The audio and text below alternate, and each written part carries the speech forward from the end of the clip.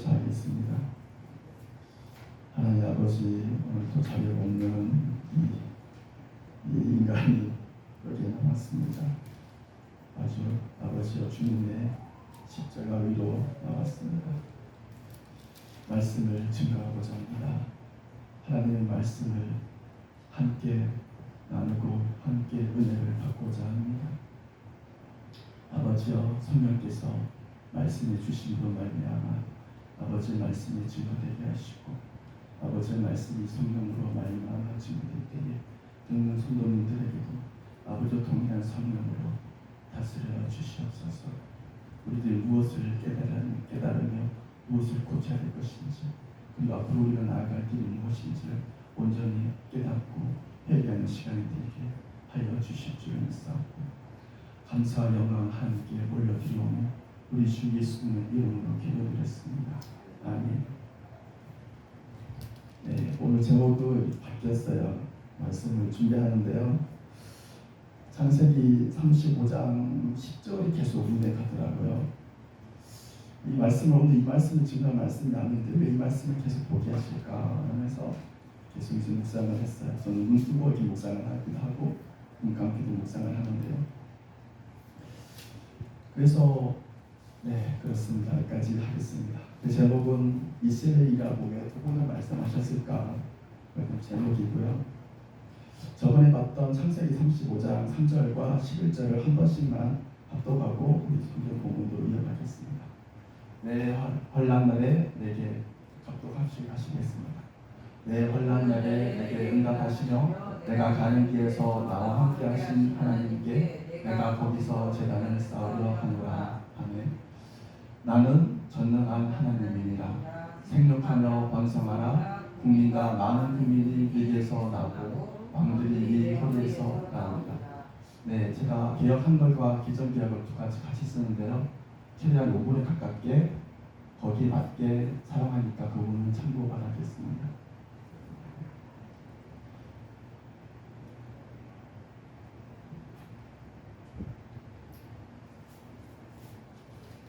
(35장 10절) 오늘 본문 말씀인데요, 다음 페이지는 하나님께서 야곱에게 말씀하십니다.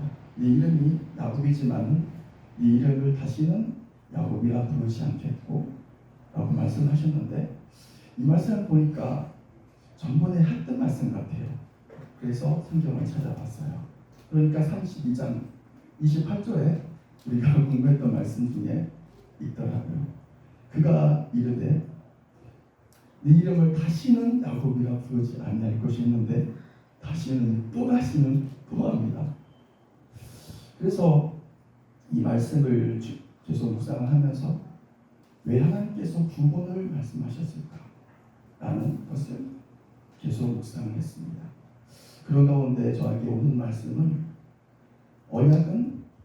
언약을 줄 때가 있고 그리고 과정을 통해서 그 언약이 성취될 때가 있다는 것이 저한테 왔어요.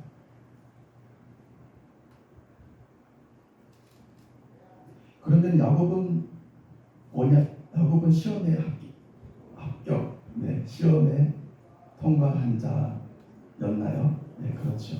야곱은 두 번을 시험을 통과를 했더라고요.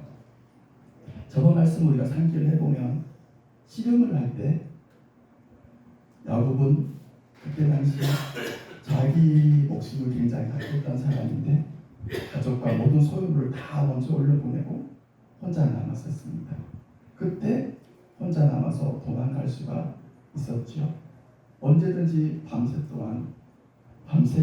씨름을 했으니까요, 도망할 기회가 있었는데 야곱은 도망가지 않고 거기서 이겼습니다. 합격을 했어요. 그리고 이번에 또 말씀을 하셨죠. 왜 새 이름을 또 이번에 주셨나 라는 말씀을 묵상을 하면서 그 전에 이제 하신 말씀이 뭐냐면 가족을 내 몸처럼 사랑한 야곱이다. 그것이 그런 깨달음이 왔어요. 거기에서 승리하지 않았나 그렇게 저는 깨달아졌고요. 두 번째 시험은 무엇일까? 어떻게 합격했을까? 우리가 저번에 맡은 말씀이지만 한 번 더 상기를 시켜보겠습니다. 상고를 해보겠습니다. 네 이웃을 네 몸과 같이 사랑하라는 그 말씀이 주님의 말씀이 왔어요. 근데 우리가 저번에 봤던 유모의 죽음을 통해서 네 이웃을 내 몸과 같이 사랑하라는 그 시험이 합격되지 않았는가? 우리 봤던 말씀이시죠. 1절. 근데 이 말씀을 또 보게 하시더라고요. 왜 그럴까 하면서 말씀을 계속 준비를 합니다. 여러분들도 계시가 있을 겁니다. 하나님께 주신 말씀이 있을 겁니다. 그래서 그것은 그렇습니다. 거기에서 우리는 인정을 받아야 되는 것입니다. 근데 그 길이 굉장히 어렵습니다. 힘들고요. 오래 걸릴 수가 있습니다. 어떤 사람에게는 몇 년이 될 수가 있지만 어떤 사람에게는 10년, 20년, 30년이 될 수가 있습니다. 근데 우리는 그때에 하나님께서 나에게 주신 말씀을 붙드는 자가 되어야 돼요. 거기서 야곱은 승리를 했단 말이에요. 그래서 야곱은 새 이름을 받았습니다. 저는 제 주위에 새 이름을 받은 분이 몇 분 있고 또 얘기를 들은 얘기가 있습니다. 저는 아직 승리를 못했습니다. 아직도 진행 중입니다. 그래서 새 이름을 아직까지 못 받았습니다. 저도 새 이름을 받고 싶습니다. 그래도 여러분들도 새 이름을 좀 받기를 원합니다. 이제는 새 이름을 받게 될 줄을 믿고 이제 저는 구해야 할 것입니다. 제가 가끔가다 계시록의 말씀을 전하는데 계시록의 말씀은 함부로 해석해서는 안 됩니다.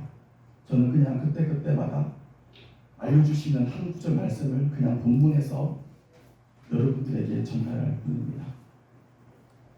계시록 2장 17절에 보게 되면요. 다음 페이지 넘겨주시겠어요? 이기는 그에게는 내가 감추었던 만나를 주고 흰 돌을 줄 터인데 그 돌 위에 새 이름을 기록한 것이나니 받는 자만 안다고 했습니다. 그리고 천국에 가면은 예수님도 새 이름이 있습니다. 하나님은 새 이름이 없고 예루살렘은 새 이름이 없습니다. 예루살렘은 그냥 새로운 예루살렘이고 하나님은 그냥 하나님입니다. 우리 계시록 3장 12절 같이 한번 읽어보겠습니다. 이기는 자는 내 하나님 성전의 기둥이 되게 하리니 그가 결코 다시 나가지 아니하리라. 내가 하나님의 이름과 하나님의 성 곧 하늘에서 내 하나님께로부터 내려오는 새 예루살렘의 이름과 나의 새 이름을 그의 위에 기록한다. 여기서 나의 새 이름은 예수님께서 하신 말씀이기 때문에 예수님의 새 이름이겠죠. 그래서 이 말씀을 가지고 좀 절박해서 있는데 왜 하나님은 새 이름이 없으며 예루살렘은 새 이름은 없고 왜 예수님은 새 이름이 있을까라는 것을 계속 상고를 했습니다. 하나님은 시험을 주시는 자니까 이름을 받을 필요가 없더라고요. 그리고 예루살렘은 말 그대로 건물이니까 새로운 이름이 필요가 없고 그냥 영적인 새 예루살렘이 하늘에서 내려오는 겁니다. 근데 예수님은 시험을 받는 자였죠. 그리고 시험을 이긴 자였습니다. 그래서 새 이름을 기록한다고 했습니다. 다음 페이지를 한번 넘겨주시겠습니다. 그래서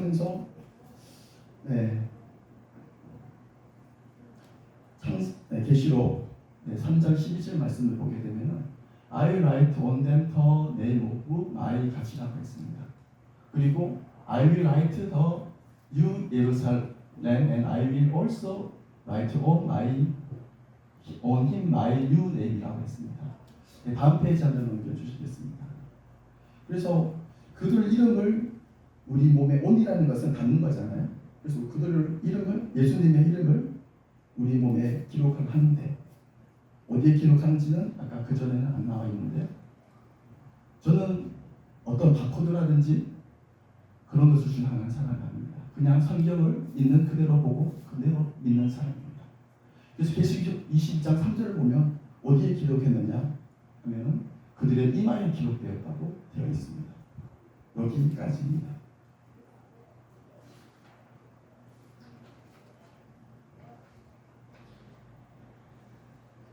그리고 다음 페이지 넘겨주시겠습니다. 창세기 35장 8절을 보면은 알론바굿이 나옵니다. 저번에 봤던 내용이죠. 알론바굿. 유모를 상수리 나무 밑에 장사를 하고 그 이름을 알론바굿이라고 불렀습니다. 이 뜻은 곡함의 상수리라는 뜻입니다. 그러면 야곱이 이 상수리 나무 밑에서 곡함을 했다는 뜻입니다. 우리가 가족을 위해서 애곡하는 것은 애곡은 할 수가 있습니다. 그런데 가족이 아닌 다른 사람을 위해서 애곡한다는 것은 쉽지가 않습니다. 그런데 우리는 이 말씀을 볼 때에 저번에는 그냥 넘어갔어요. 그냥 이렇게 해서 하면은 새 이름을 받았다 넘어갔는데 말씀을 계속 묵상을 하면서 그냥 넘어갈 게 아니다라는 것을 저한테 왔습니다. 그래서 이 말씀을 가지고 계속 묵상을 하게 했습니다.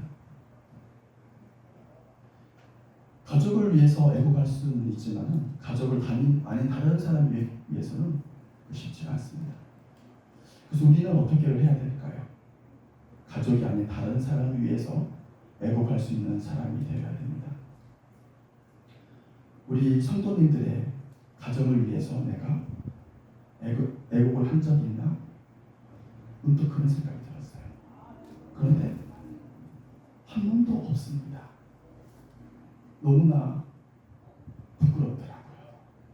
그래서 또 말씀이 왔는데 내가 내 이웃을 위해서 애곡한 적은 있나? 하나님 아버지 한 번도 없습니다 하면서 제 눈에서 눈물이 막 흘러내렸습니다. 그래서 또 말씀 묵상하는데 폐지 주는 할머니를 위해서 내가 애곡한 적이 있나? 없습니다 하면서 주님 잘못했습니다, 용서해 주십시오 하는 그런 회개의 눈물이 막 흘러내리기 시작했습니다. 그러면서 저한테 깨달은 오기를, 그러니까 교회가 부흥이 안 되지. 그 말씀이 오자마자 저는 정말 헤아릴 수 없는 눈물을 흘렸습니다. 그래서 또 말씀이 오는데 명색이 전도사가, 교회 전도사가 가족을 위해서 애곡을 한 적이 있냐? 이런 말씀이 저에게 왔습니다. 저는 잠깐 생각을 했어요. 네, 우리 어머니 위해서는 조금 애곡을 흉내를 낸 적은 있습니다. 하지만 온전한 애곡을 한 적은 없습니다 하면서 주님 용서하십시오 라는 그런 회개의 눈물이 나왔습니다. 그래서 부흥이 안 되는군요 라고 제가 그 말을 했습니다. 그러면서 또 오는 말씀은 말만 살아있는 전도사, 네가 교회에 그런 설교를 한들 부흥이 되겠느냐? 그런 말씀이 저에게 왔어요. 네가 하는 말이 너는 행동도 못하면서 실천도 못하면서 어떻게 성도들에게 그렇게 하라고만 하느냐? 그런 말씀이 저에게 올 때 저는 아무런 말씀도 할 수가 없었어요. 그냥 주님 잘못했습니다, 주님 용서하십시오, 그런 말씀을 드릴 수밖에 없었습니다. 그리고 똑같이 말씀이 왔습니다. 계시록 말씀인데 네가 이것이 나요 뜨겁지도 아니하고 차지도 아니하니 내가 너를 네 입에서 토하여 버리리라고 그 말씀이 왔습니다. 오늘 이 시간 우리 모두 눈을 감고 같이 기도를 하겠습니다. 우리 사모님 음악 틀어주시고요, 좀 약하게 틀어주세요. 작게 틀어주세요. 우리 모두 눈을 감고 기도하겠습니다. 네, 틀어주세요.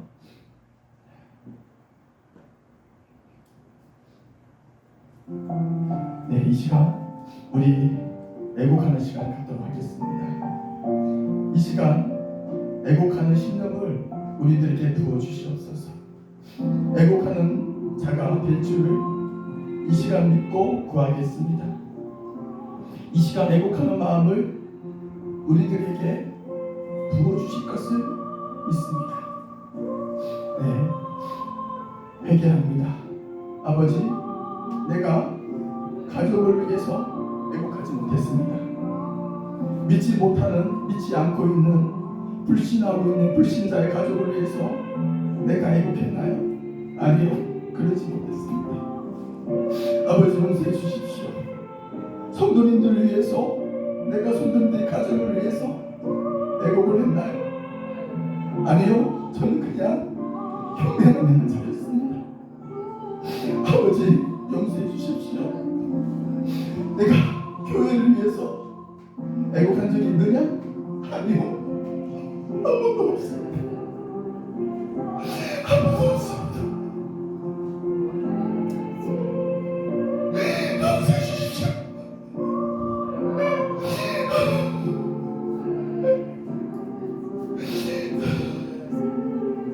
친척을 위해서 애곡한 적이 있느냐? 아니요, 아무도 없습니다. 네 이웃을 위해서 너는 애곡한 적이 있느냐? 아니요, 아무도 없어요. 주님 어떻게 합니까? 회개해야지. 주님 용서해 주시는 주님, 내 죄를 용서해 주시고 이 시간부터 나를 기도할 때마다 애곡하는 자가 되기를 원합니다. 기도할 때마다 애곡하는 심령을 저에게 부어주십시오. 주님의 성령님, 주의 성령님 그렇게 해주십시오. 그렇게 될 것을 믿습니다. 아버지, 이 시간이 지금부터 주님 뵙는 그날까지, 주님 재림하시는 그날까지